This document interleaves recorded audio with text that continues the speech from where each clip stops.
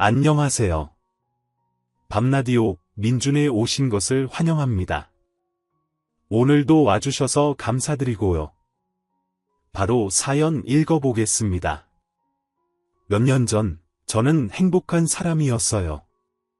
고생 끝에 낙이 온다고 하듯, 제겐 꽤 과분한 것들을 누리고 살았죠.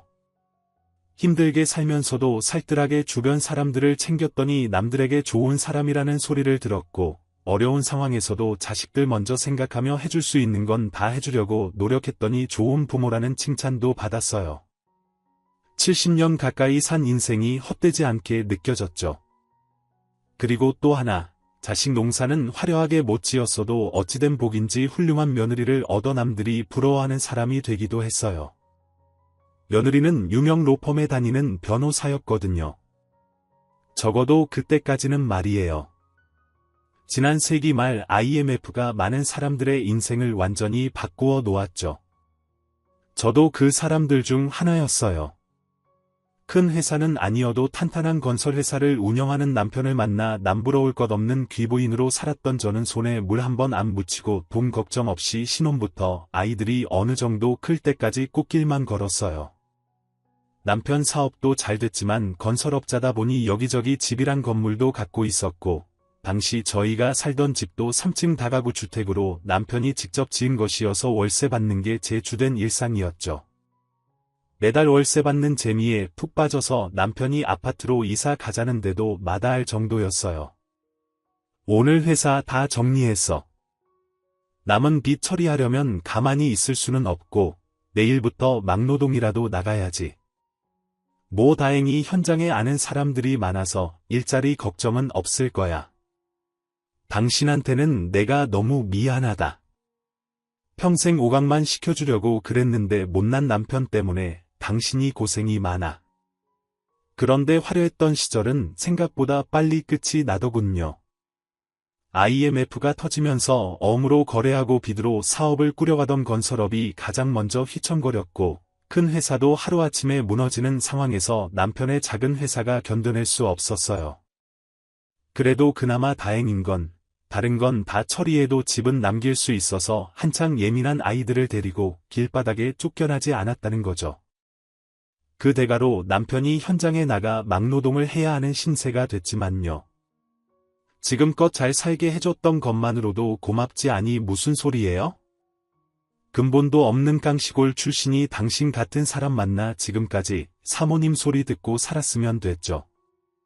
저도 이제 당신만 바라보고 살지 않고 뭐라도 해보려고요. 애들 대학 졸업할 때까지만이라도요. 그나마 아직 젊은 게 다행이라고 생각하고 우리 다시 일어서요. 예, 힘내보자고요. 그때부터 저는 아이들 등록금을 벌기 위해 안 해본 일이 없었어요. 새벽엔 동네 빌라나 다가구 계단 청소하고, 낮에는 전단지 접으며 아이들 밥 해놓고 저녁엔 식당에 나가서 일했어요. 월세를 모두 하숙집으로 바꿔서 하숙생들 밥을 해주면서 수입을 늘렸어요. 그런데 오래된 집을 싹 개조해서 고시원으로 만들고 싶었지만 돈이 많이 들어서 고민하던 중 딸이 갑자기 백혈병에 걸렸어요. 다행히 젊은 애라 수술받고 치료하니 좋아지긴 했지만 좋은 환경에서 잘 키우지 못해 병이 생긴 건 아닌지 죄책감이 들었어요. 결국 집을 팔아 고향에 집을 짓고 딸을 돌보면서 소박한 삶을 살기로 했어요. 아들은 대학 졸업 후 취직해서 서울에 남았고, 남편도 더는 힘든 일 안 해도 되니 여러모로 잘된 일이었어요. 물론 고향에서도 버리는 필요했기에 방을 새 놓고 별채 지어 민박도 하며 소소하게 생활비를 벌었어요. 극과 극을 오가는 파란만장한 삶을 살다 보니 이제는 돈도 무섭고 어디 좋은 데 가서 여유 있게 커피 한 잔 마시는 것도 부담스러운 처지가 됐어요. 그저 자식들만은 나처럼 고생 안 하길 바랐죠. 큰딸은 아파서 제가 계속 데리고 있어야 할 것 같았고, 아들만이라도 좋은 신부감을 만나 평범한 가정을 꾸려 안정적으로 살길 바랐어요. 엄마, 이번 주말에 내려가도 되죠? 소개해줄 사람이 있어요. 아버지랑 누나도 다 있죠? 쑥스러우니까 한 번에 끝내게요. 엄마, 나 결혼하려고 해요. 그 바람이 통한 걸까요? 아들이 갑자기 결혼을 하겠다며 며느리감을 집으로 데려왔어요. 큰 회사는 아니어도 괜찮은 중견기업에 다니며 착실하게 지내던 아이라 갑자기 결혼을 하겠다니 좋으면서도 걱정도 되었어요. 그래도 아들인데 방 한 칸은 마련해줘야 하니까요. 전보다 살만해도 통장에 돈 쌓아두고 사는 부모는 아니라서 덜컥 겁이 났어요. 이번에 졸업하고 변호사 됐어요. 공부도 잘해서 유명한 로펌 들어갔어요. 내가 봐도 진짜 똑똑한 애라니까요. 엄마, 아버지 며느리감으로 딱이죠. 며느리감을 데려온 아들은 그런 제 마음도 모르고 연신 싱글벙글이었어요. 뭐가 그리 좋은지 입이 다 찢어져 있더라고요. 자기 분수에도 안 맞는 와이프 자랑에 정신이 없는 팔불출 아들을 보고 있자니 더 짠하고 미안했어요. 저 어렸을 때 어머니 뵌 적 있는데 기억하세요? 오빠가 그 집에서 하숙했었거든요. 그때는 사법고시 시절이라 오빠는 몇 년 만에 공부 포기했지만 저는 운 좋게 로스쿨에 가서 변호사 자격증 땄어요. 오빠한테 어머니 말씀 들으니까 너무 반가워했어요. 아유, 알고 보니 아들은 그때 처음 본 며느리를 쭉 알고 지내왔고 최근부터 연애를 시작했다고 하더라고요. 아무래도 아들은 취직해서 돈도 벌고 혼자 자취를 하고 있었으니 여러모로 며느리에게 도움을 줄 수 있었나 봐요. 얘기를 들어보니 며느리 집안이 로스쿨 보내고 할 형편은 아니었지만 애가 어릴 때부터 워낙 똑똑해서 장학금을 받으며 공부했더라고요. 아들 뒷바라지하느라 많은 세월과 돈을 축냈는데 공 없이 무너지고 딸까지 법 공부를 하겠다니 집에서 반대가 심했겠죠. 마침 아버지도 은퇴하셔서 어려운 상황에 우리 아들을 만나 조금씩 도움을 받았던 것 같아요. 아들 집에서 같이 지내기도 했는데 시어머니가 주책 부리는 것 같다 더 묻지 않았어요. 어머니, 제가 잘할게요. 열심히 일해서 신랑 든든한 백도 되어주고 어머님, 아버님께도 자랑스러운 며느리가 될게요. 부족한 저를 받아주셔서 정말 감사합니다. 누군가의 인생에 도움이 되는 사람이 되다니, 그것도 하나밖에 없는 아들과 사는 며느리한테 그런 대접을 받으니 헛살지 않았다는 생각이 들어 뿌듯했어요. 주변 사람들에게 열심히 살더니 결국 대단한 며느리 얻었다는 소리를 듣는 게 은근히 기분 좋기도 했죠. 사사로운 일을 부탁하거나 법에 관해 물어보려 집에 찾아오는 사람들도 생기고 저도 뿌듯했어요. 아무래도 며느리가 변호사라 어디 가서 억울한 일은 당하지 않겠구나 싶어서 든든했죠. 하지만 그런 훈훈한 시절은 생각보다 빨리 끝났어요. 잘나가는 며느리는 점점 얼굴 보기도 힘들어졌고 아들을 통해 간간히 소식을 들을 수 있을 정도로 멀어져 갔어요.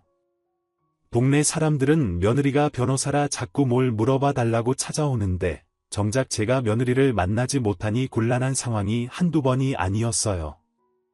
한 번은 지인이 소송에 휘말려 도움을 청해 며느리에게 직접 전화를 걸었더니 의뢰인 미팅이 있다. 현장 수사가 있다. 같은 이유로 통화도 못하다가 다음 날이 되어서야 전화를 받았어요. 그래도 시어머니인 제가 아쉬운 입장이니 티를 내지 말자고 다짐하며 전화를 받았어요. 그런데 며느리 태도가 슬슬 시댁을 무시하는 것 같았어요. 어머니, 제가 어떻게 그런 작은 소송을 맡아요? 저희 로펌은 그 정도 사이즈는 취급도 안 해요. 지금 쌓인 일도 산더미고 그냥 동네 작은 변호사 사무실 가서 부탁해보세요. 요즘 팔이 날리는 사무실 많아서 싸게 아무 사건이나 맡아줘요. 지금 그분 상황도 안 좋으신데 그런 데라도 가봐야 하지 않겠어요? 저도 몸값이라는 게 있는데 어머니 믿고 부탁하셨겠지만 저도 회사에 있는 입장이라 기본 가격이라는 게 있어서 제 마음대로 못해요. 아니면 어머니 돈 있으세요?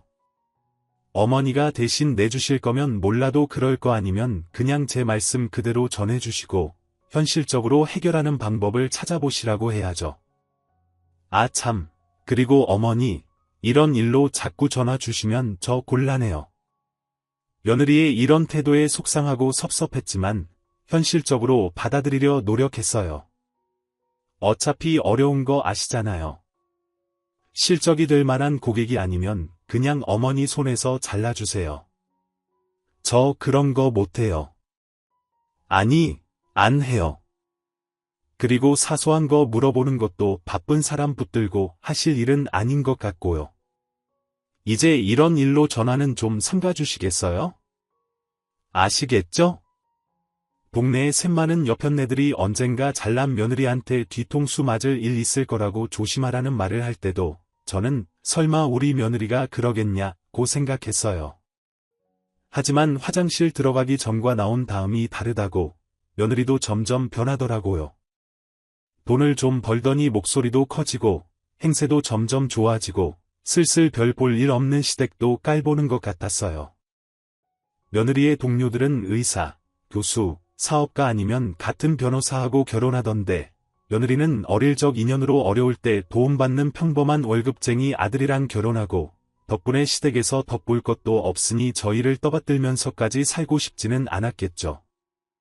같은 여자로서 며느리의 마음을 이해 못하는 건 아니었지만 너무 빨리 변해버린 며느리의 섭섭한 마음이 없다고 하면 거짓말이겠죠. 저도 자존심이 있고 혹시나 며느리가 아들까지 무시할까 걱정도 됐어요.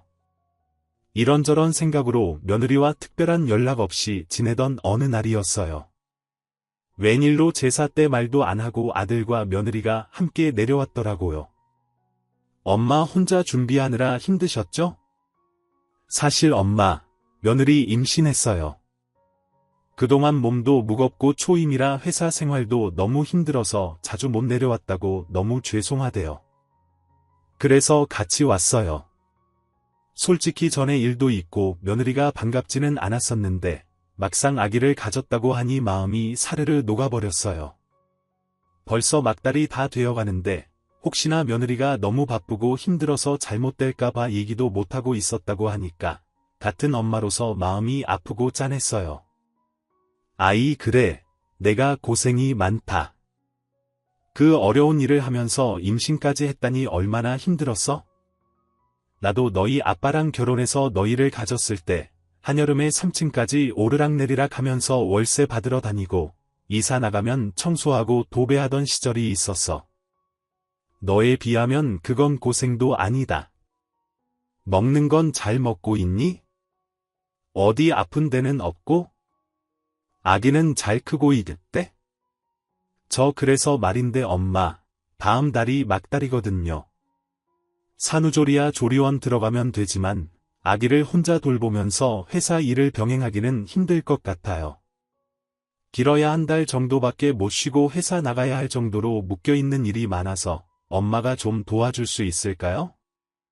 돈은 섭섭지 않게 드릴게요. 며느리 돈 잘 벌잖아요. 아무리 가족이라도 챙길 건 챙겨야죠. 엄마 그래 주실 거죠? 결국 손자 봐달라는 부탁을 하러 남산만한 배를 하고 저희 집까지 내려온 거였어요. 며느리 친정엄마는 몇 년 전부터 아프셔서 살림도 제대로 못 하신다더니 저밖에 부탁할 곳이 없었나 봐요. 아무리 귀한 손자라도 애 봐주는 공이 없다는데 걱정이 되면서도 이번 기회에 아들과 손자 재롱을 보면서 살갑게 살게 될 걸 생각하니 내심 기대가 되기도 했어요.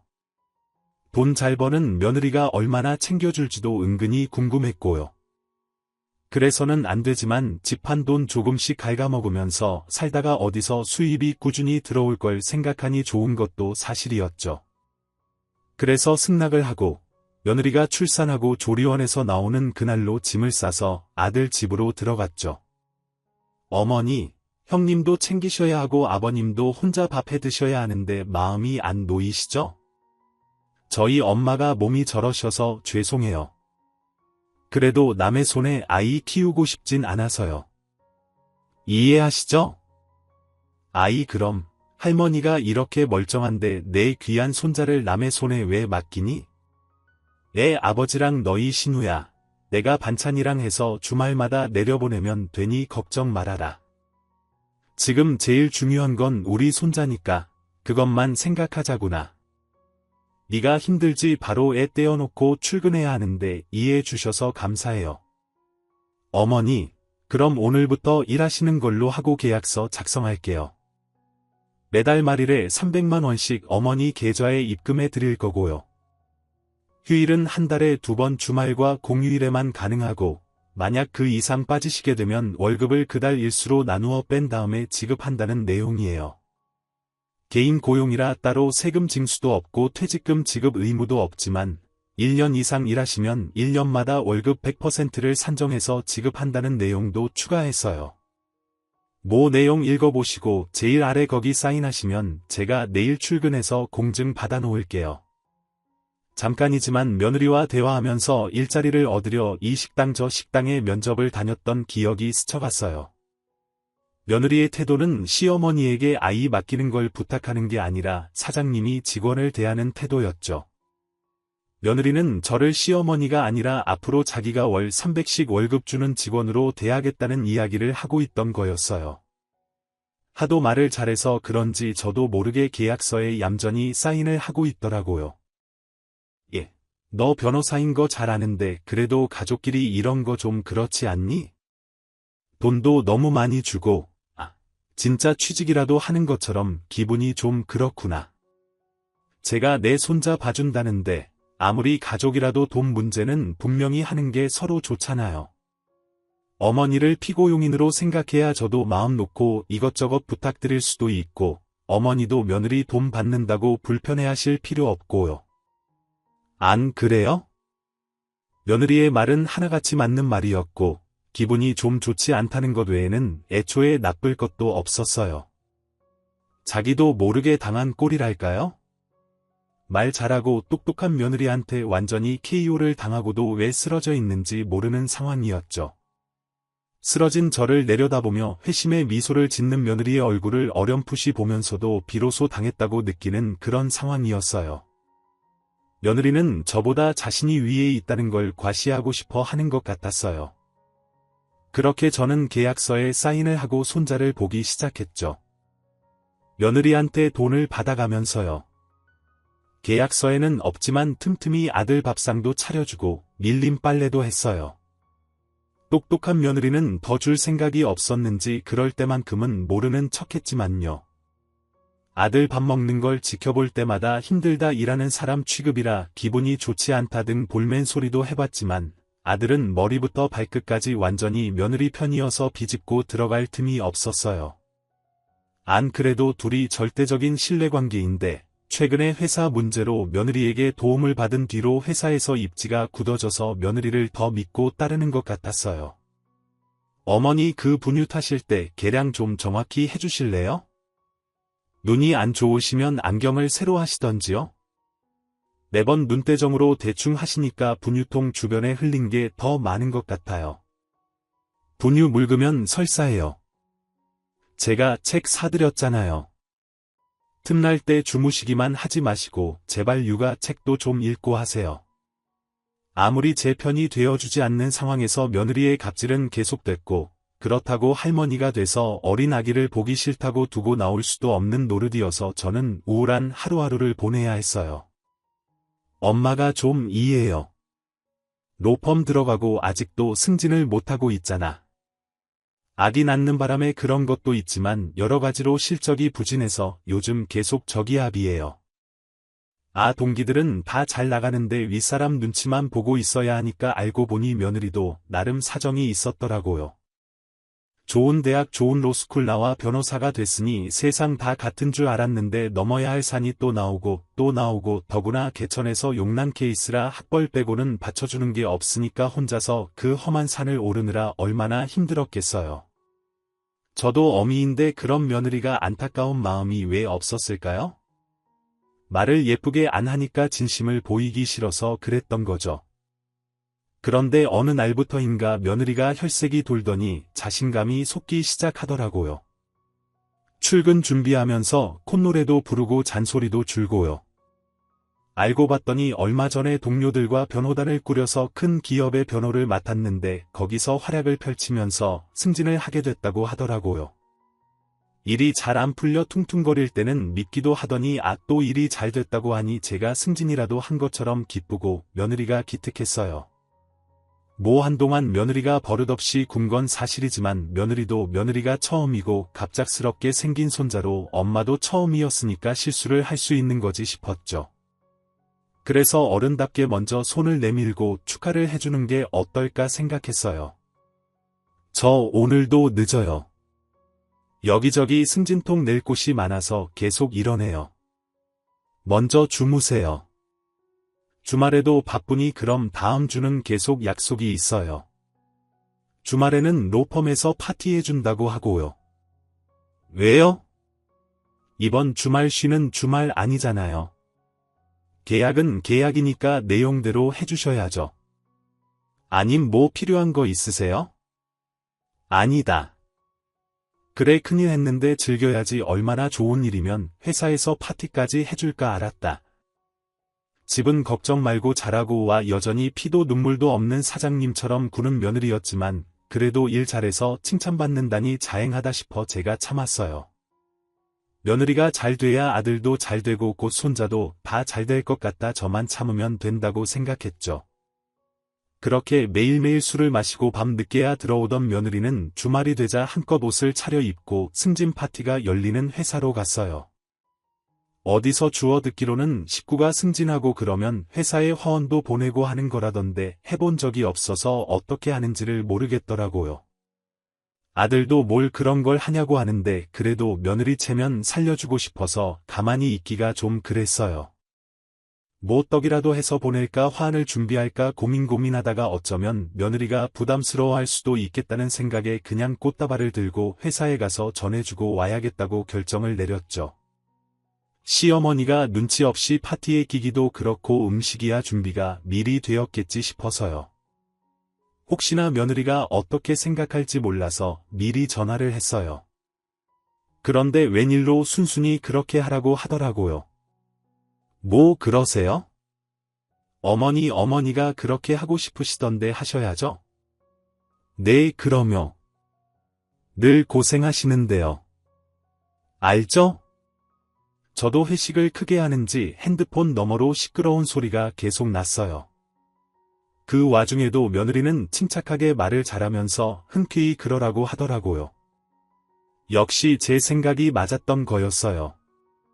아무것도 안 하고 넘어갔으면 며느리가 얼마나 섭섭했을까 생각하니 뭐라도 해낸 것처럼 스스로가 뿌듯해졌어요. 혼자 가기는 뭐해서 아들이랑 손자랑 같이 갈까 했는데 아들은 그날 해야 할 일도 있고 대신 집에서 아기를 볼 테니 저 혼자 다녀오라고 하더라고요. 꽃다발 하나 들고 가는데 여럿이 쭉 가는 것도 그렇겠다 싶어 가지고 있는 옷 중에 제일 좋은 옷을 입고 며느리 로펌으로 갔어요. 로펌에 들어서니 입구에는 축하 화환이 줄지어 서 있더라고요. 며느리 외에 다른 직원들의 승진도 함께 축하하는 자리인 것 같았어요.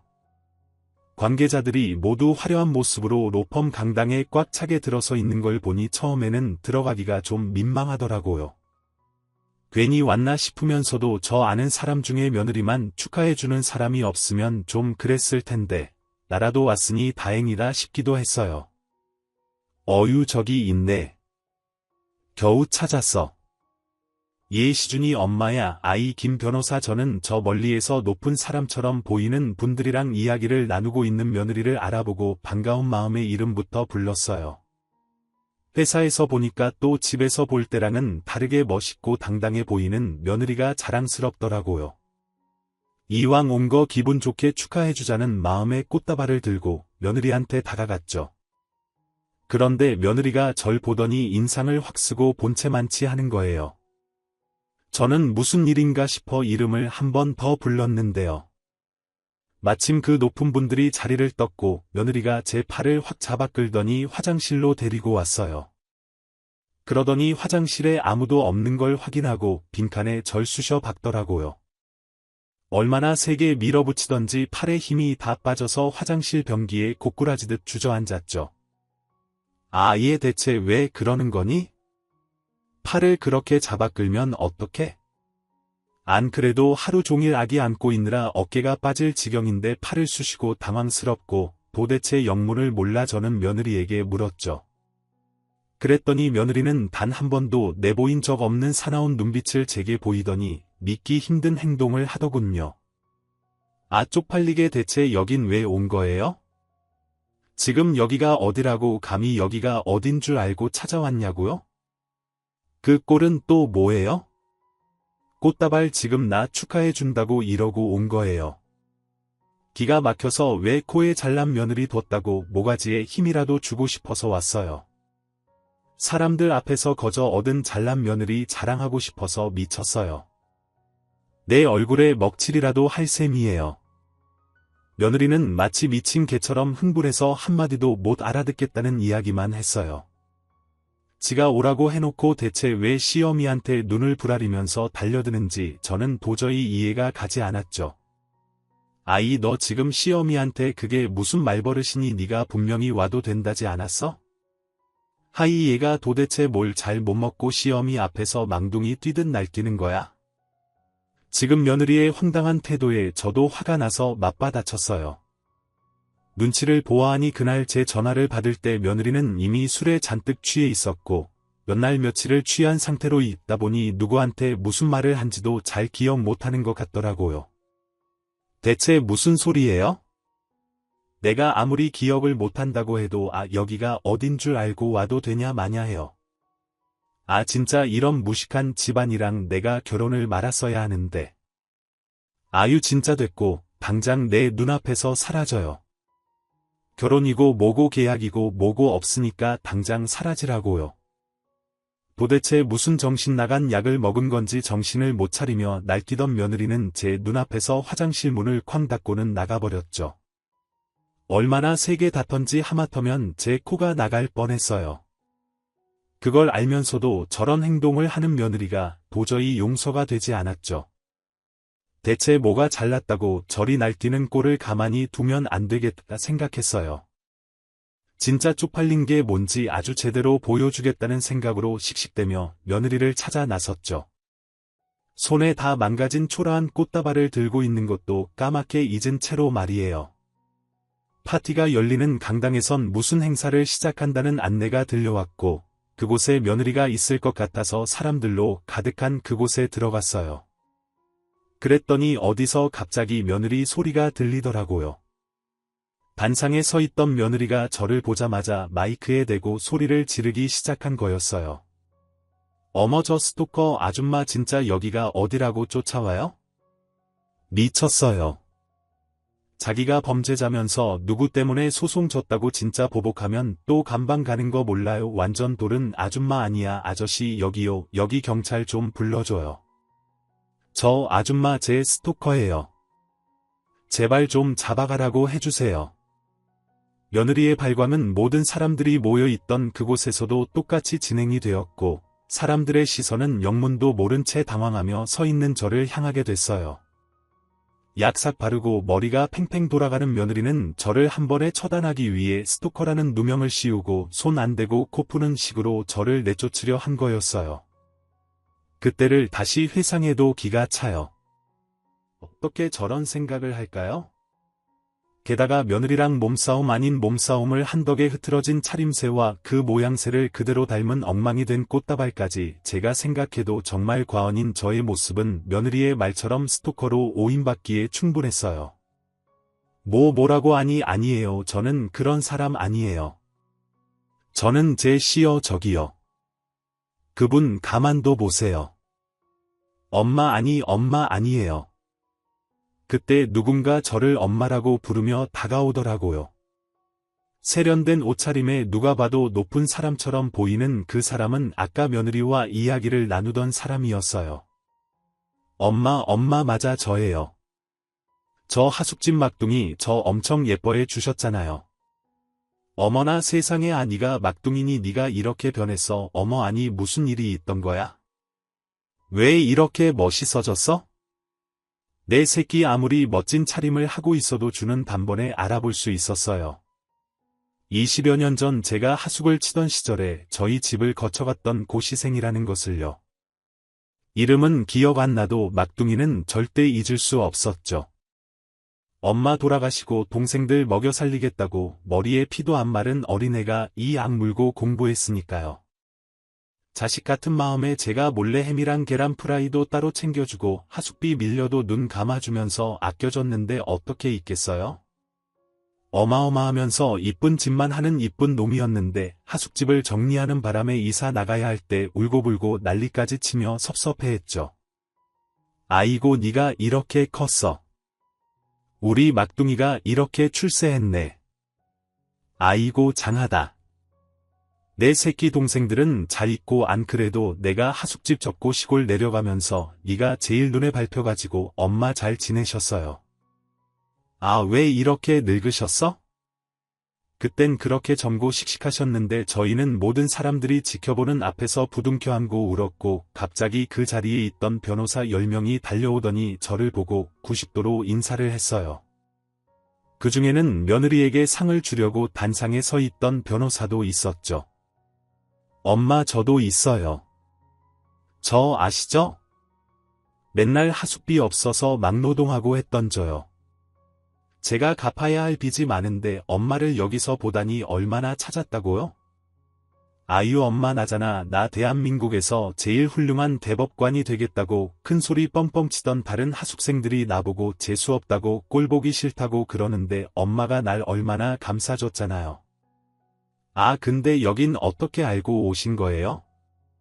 저희 여기 다 있는 거 알고 찾아오신 거예요. 알고 보니 그 자리에는 제가 하숙을 치던 시절에 하숙생으로 있던 고시생들이 꽤 있었어요. 조금이라도 더 힘내라고 맛있는 거 먹이고 조금 더 좋은 기운 받으라고 매일 하얗게 빨래해주며 돌봐준 하숙생들이 어느새 변호사가 되어서 이렇게 멋진 모습으로 제 눈앞에 나타나다니 너무 감격스러웠죠. 자자 이러지 말고 일단 우리 모두 엄마한테 저희나 올리자고. 아 빨리 엄마 덕분에 우리가 지금 이렇게 먹고 살아요. 정말 감사했습니다. 하숙생 일동은 강당 바닥에 엎드려 저에게 큰 절을 했어요. 꿈 하나로 그 힘든 고시 생활을 견뎌내고 이제는 좋은 옷을 입고 높은 자리에 오른 하숙생들을 보니 너무 반갑고 대견하고 울컥하더라고요. 그 중에는 며느리 회사의 대표도 있었고 외부에서 초청되어 온 법조계 인사들도 있었죠. 저는 이 자랑스러운 아들, 딸들의 안내를 받아 상석에 앉아 못다한 이야기를 나눴어요. 아, 그런데 잠깐만 아까 김변희 엄마 보고 뭐라고 그랬지? 스토커 아이 엄마 이게 무슨 일이에요? 그때 상황을 빠르게 간파한 며느리가 단상에서 거의 떨어져 내려오듯 제가 앉은 테이블로 달려왔고 제 앞에서 아니 정확히는 대표 앞에서 고개를 조아리며 쭈벼쭈벼 상황을 설명했어요. 아니 전 그게 아니라 사람을 잘못 보고 그만 사실 이분 저희 시어머니세요. 저 축하해주러 오신 건데 제가 다른 사람으로 착각을 해서 죄송합니다. 대표님 시어미도 못 알아봤다는 말도 안 되는 변명을 늘어놓는 며느리를 보며 제가 어이없고 한심하다는 표정을 짓자 아들 딸들은 단번에 상황을 눈치챘어요. 엄마 밥만 짧으면 1년, 길면 5년도 먹던 애들인데 어찌 엄마 마음을 모르겠어요. 김변 혹시 술 마셨어? 네 아니요. 아닙니다.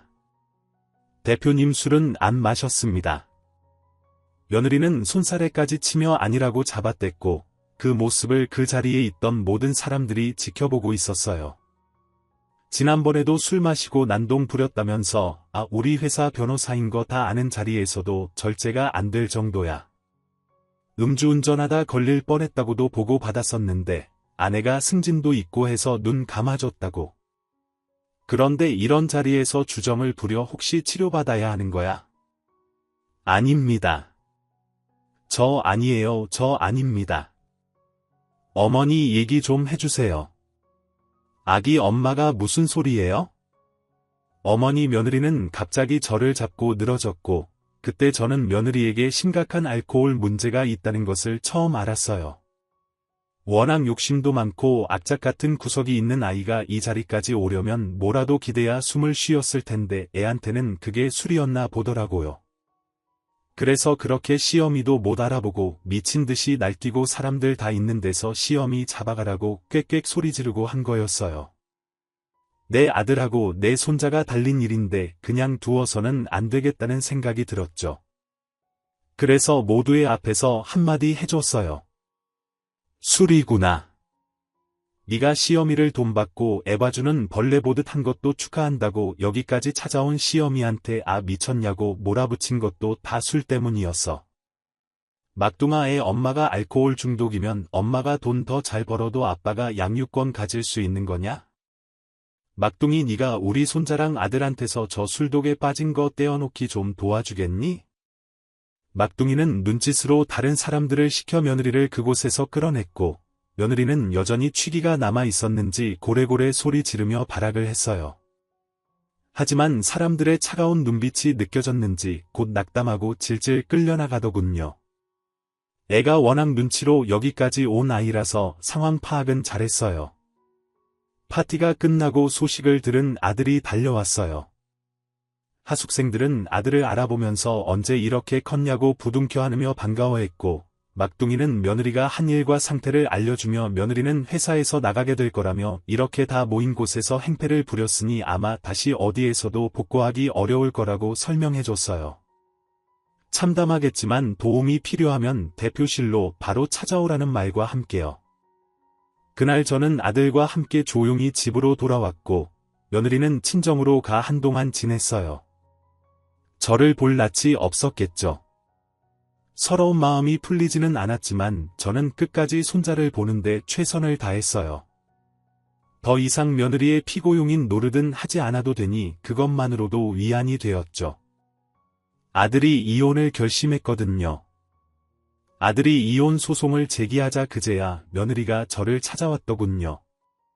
사과를 하려나 보다 아기가 너무 보고 싶어 왔나 보다 했는데 알고 보니 사정을 하러 온 거였어요.